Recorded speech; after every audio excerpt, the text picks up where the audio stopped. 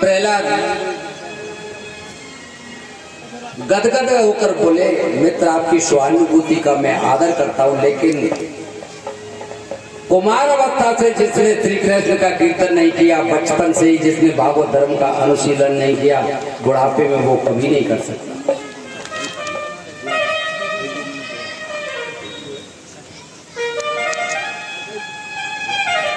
एक बोला पाप किया होगा तो पाप की गठरी गई, पुण्य किया होगा तो पुण्य का खजाना गया। जैसे ही शरीर चिता पर हमको चिता पर जलना पड़ता है। प्रहलाद ने कहा, नाम धन के खजाने को बढ़ाओ, दान से कृष्ण मिलेंगे, आवश्यक नहीं हजारों वर्ष भी तपस्या में बीत जाए। कौन जाने यज्ञ करने से भगवान मिल जाए, कितना समय लगेगा।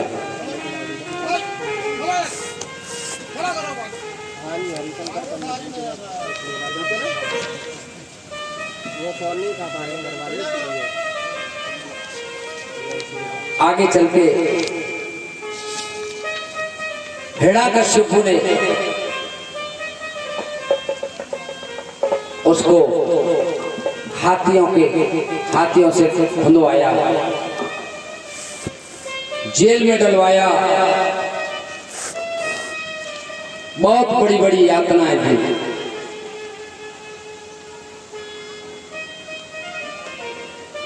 आचार्य सुखदेव जी परीक्षित से कहते हैं,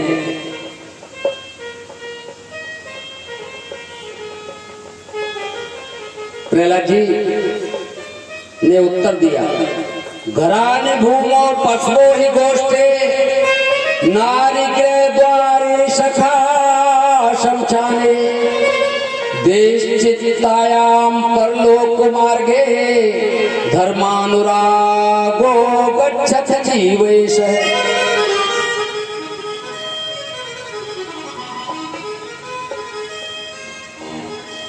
जिस धन को तुम सब कुछ मानते हो वो धन साथ में नहीं जाता, पत्नी साथ में नहीं जाती, परिवार के लोग सब द्वार पर खड़े रह जाते हैं, मित्र शमशान भूमि तक जाते हैं, चार बड़ाई करते हैं और चार बुराई करते हुए जाते हैं।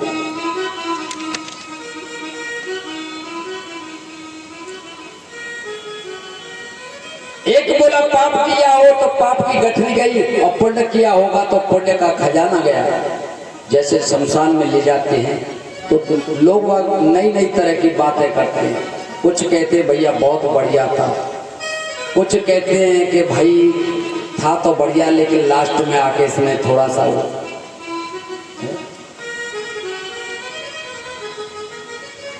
और जब उसके शरीर को चिता पर रखा ना, एक दिन हमको भी चिता पर जलना पड़ेगा। कुछ ये भी कहते हैं भाई ये तो सबको आना है इस जगह पर, राख होना पड़ेगा।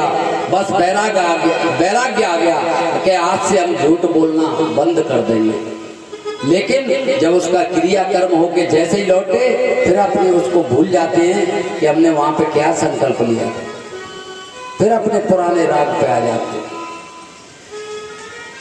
प्रहलाद ने कहा, नाम धन के खजाने को बढ़ाओ, दान से कृष्ण मिलेंगे, आवश्यक नहीं हजारों वर्ष भी तपस्या में बीत जाए, कौन जाने। पुरानी कथा संत कहते हैं, कोई व्यक्ति मार्ग में जा रहा था, बीच में नारद जी मिल गए। उस व्यक्ति ने नारद जी से पूछा, महाराज ये ब्रह्मा विष्णु महेश तीनों में से जल्दी कौन प्रसन्न होता है? नारद जी ने कह दिया, जल्दी प्रसन्न होते हैं ब्रह्मा जी। ब्रह्मा जी के एक वैसे में देखो मंदिर कम ही होते हैं, एक ही मंदिर है पुष्कर जी में। दुनिया में एक ही मंदिर है ब्रह्मा का, वो है पुष्कर में। उस भगत के यहाँ जाकर बहुत तपस्या की, 3 महीने तक ब्रह्मा जी की। ब्रह्मा खुश हो गए, प्रकट होकर बोले, हम तुमसे बहुत प्रसन्न हैं, वर मांगो, जो वर मांगोगे वही मिलेगा। भगत बोला, बस आपके दर्शन मिल गए, अब हम और क्या मांगे। ब्रह्मा जी बोले, तो क्या वर शंकर ही दे सकते हैं, क्या विष्णु ही दे सकते हैं? अरे हम विधाता हैं, हमसे वर मांगो। और तुमने 3 महीना मेरी तपस्या की है, सो वर भी 3 मांगो। भगत जी तो कलयुगी थे, बोला ऐसा करो, बोल पहला वर दे दो कि मेरा मकान बन जाए, दूसरा वर ये दे दो कि मेरी शादी हो जाए, और तीसरा वर ये दे दो कि जब मैं चाहूं तभी 3 वरदान और मांग लूं। जब मैं चाहूं तभी 3 वरदान और मांग लूं। ब्रह्मा ने कहा ठीक है, ऐसा ही होगा। भगत के मकान बन गया, शादी हो गई, सुंदर बंगला बना हुआ है। रात्रि में सो रहा था, वर्षा आई और मकान का सारा रंग धुल गया। उसका सारा रंग नए मकान का धुल गया। वहीं से पुकार रहा है, हे ब्रह्मा जी। ब्रह्मा जी आए, बोले अब क्या बात है भाई? बोल पहला वर तो ये दे दो कि वर्षा बंद हो जाए, और दूसरा वर ये दे दो कि मेरे मकान पर कभी वर्षा नहीं गिरे, और तीसरा वर ये दे दो कि मैं जब भी मांगू 3 वर और मिल जाए, जब चाहूं 3 वर और मांगू। ब्रह्मा ने सोचा ये कैसा भगत है, ठीक है चले गए। भगत जी को सर्दी जुकाम हो गया। हे ब्रह्मा जी। ब्रह्मा जी आए, बोले अब क्या बात है? बार बार बता तो सही, एक बार में क्यों नहीं मांग लेता? बोल पहला बार ये दे दो कि मेरी खांसी ठीक हो जाए, और दूसरा बार ये दे दो कि कोई शारीरिक कष्ट न हो, और तीसरा बार ये दे दो कि जब चाहूं 3 बार फिर मांग लूं। अब तो कोई भी कष्ट हो तो आओ ब्रह्मा जी। ऊपर से कहते हैं ऐसे ही वर थोड़े ही मांग रहे हैं, 3 महीना भजन किया है। रोते रोते विधाता नारायण के पास गए। नारायण मुस्कुरा कर बोले क्या हुआ? बोले इस भगत से पीछा छुड़ाओ मेरा। 3 महीना भजन क्या कर लिया, अपना दास बना लिया मुझे, इससे पीछा छुड़ाओ कैसे? भगवान ने कहा हे विधाता जी, इन कलयुग के भक्तों को वट देने से पहले जरा ठीक सोच लिया करो, और इनको ठोक पीट कर देख लिया करो। ये 1.25 रुपया चढ़ाएंगे, लेकिन बदले में 1.25 लाख मांगेंगे। ब्रह्मा जी ने कहा मैं ध्यान रखूंगा, अभी तो बचाओ, लेकिन फिलहाल में तो इसलिए कोई उपाय करो। भगवान ने इशारा किया सरस्वती जी को, देवी जाओ भगत जी की जिब्या पर बैठ जाओ। सरस्वती देवी जिब्या पर बैठ गई। भगत बोला हे ब्रह्मा जी। बोले अब क्या बात है? बोला पहला बार ये दे दो कि मुझे वैराग्य हो जाए, और दूसरा बार ये दे दो कि मेरी कृष्ण चरणों में प्रीति हो जाए, और तीसरा बार ये दे दो कि संसार से मेरी मुक्ति हो जाए। क्यों? कि सरस्वती बैठी हैं उसकी जिब्या पर। ब्रह्मा बोले तो मुक्ति ले लो, चाहे भक्ति ले लो, मेरा पीछा छोड़ो। इसका नाम है मद भक्ति। लेकिन मेरे प्रभु अमल भक्ति से मिलते हैं, अमल भक्ति से। बालकों ने कहा प्रहलाद सुनो, तुम तो हमारे मित्र हो, हमारे सखाओ, जो गुरुदेव तुम्हें पढ़ाते हैं वही हमें पढ़ाया, लेकिन फिर तुम इतने बड़े विद्वान कैसे हो गए, हम क्यों नहीं हुए? जरा इसका कारण बताओ प्रहलाद। प्रहलाद बोले मेरे गुरु संडा मर्क जी थोड़े ही हैं, एक को दिखाई नहीं देता, एक को सुनाई नहीं देता। अरे मेरे गुरु तो नारद जी हैं, नारद जी। प्रहलाद जी कह रहे सुनो, जब मेरे पिता महाराज तपस्या के लिए चले गए, देवराज इंद्र ने मेरे 3 भाइयों को तो पहले ही मार दिया था, और फिर मेरी माँ को अपहरण करके ले जाने लगे। नारद जी ने कहा देवराज कयादू को कहाँ लिए जा रहे हो? इनने कहा कयादू से हमारा कोई वैवनस्यता नहीं है, लेकिन कयादू के गर्भ है ना, इसमें जो चौथा पुत्र है वो हमारे शत्रु का पुत्र है। 3 पुत्र तो हमने मार दिए हिरण्यकश्यप के, अब इस चौथे पुत्र को भी मार देंगे। नारद जी ने कहा देवराज कयादू को तुम नहीं ले जा सकते, इसके गर्भ में जो बालक है वो नारायण का भक्त है। संत नारद ने मेरी माँ को अपने आश्रम में आश्रय दिया। मेरी माँ से कहा बेटी तुम मेरे आश्रम में रहो, जब तक तुम्हारे पति तपस्या करके नहीं लौट आए, वो चाहे 100 वर्ष ही क्यों न हो जाए, तुम गर्भ धारण करके रख सकती हो, ये मेरा आशीर्वाद है।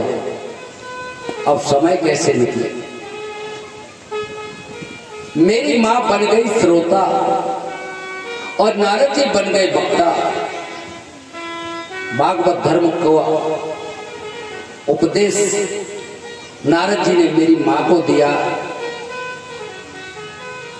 और जब माँ को इस सुंदर उपदेश को कहा तब मैं 7 महीने का गर्भ में था। ये सत्य समझे बालक जब 7 महीने का गर्भ में होता है तो माँ को बहुत सावधानी का परिचय देना चाहिए।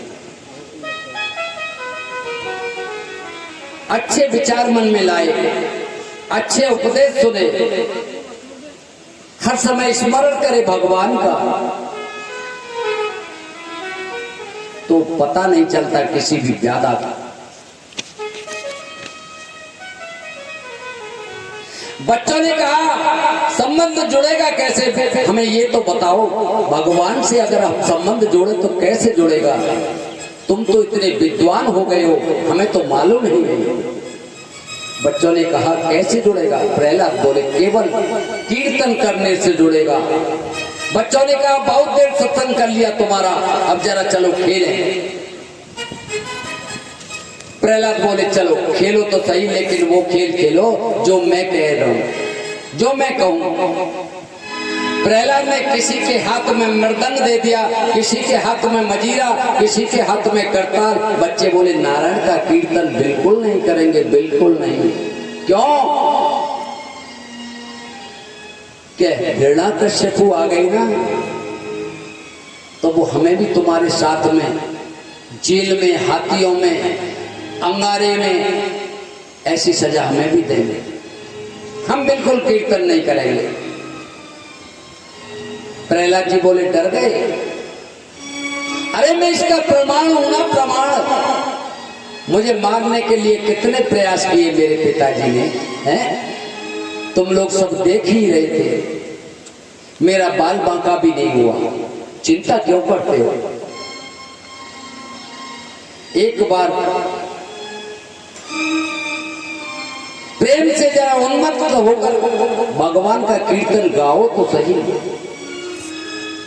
हजारों राक्षसों के बालकों की बुद्धि को प्रहलाद ने परिवर्तित कर दिया और कीर्तन करने लगे।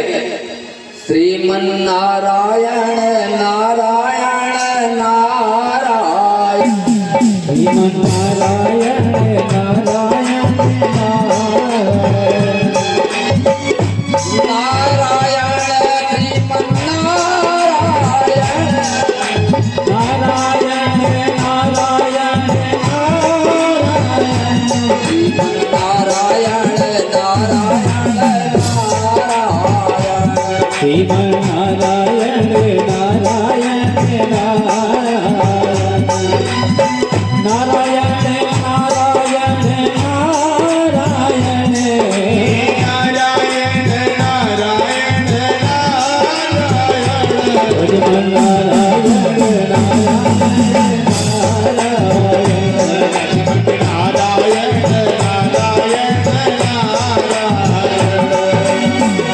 जो नारायण नाम लेते हैं, जो नारायण नाम लेते हैं, भव सागर से पार होते हैं, भव सागर से पार होते हैं।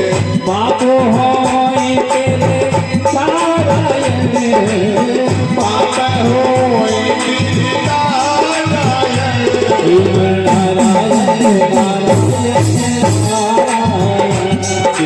नारायण नारायण,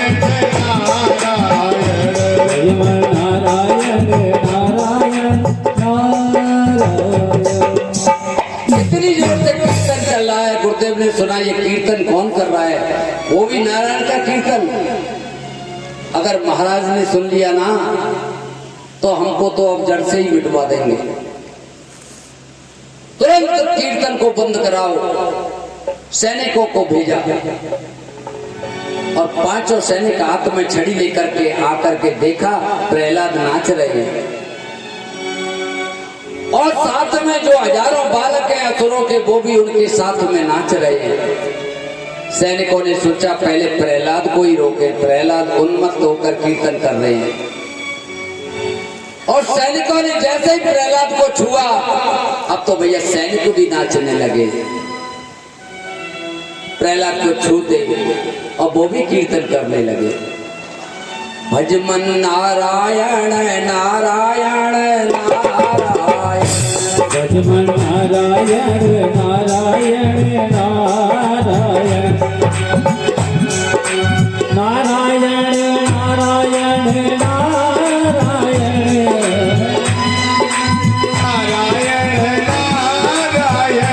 श्रीमन नारायण नारायण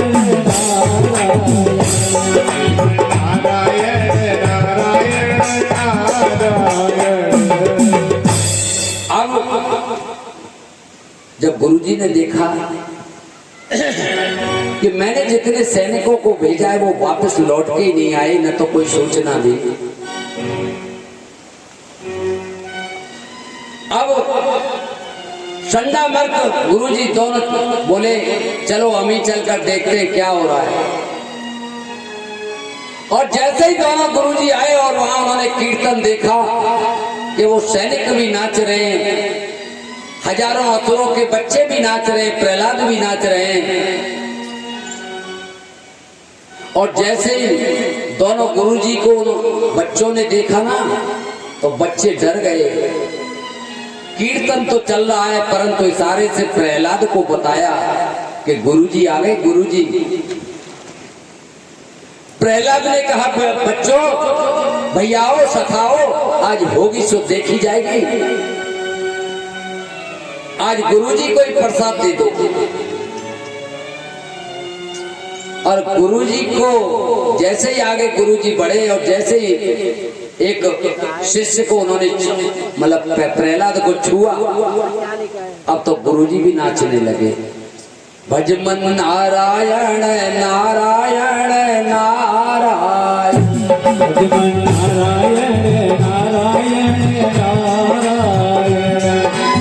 नारायण नारायण नारायण, नारायण नारायण नारायण, श्रीमन नारायण नारायण नारायण, श्रीमन नारायण नारायण।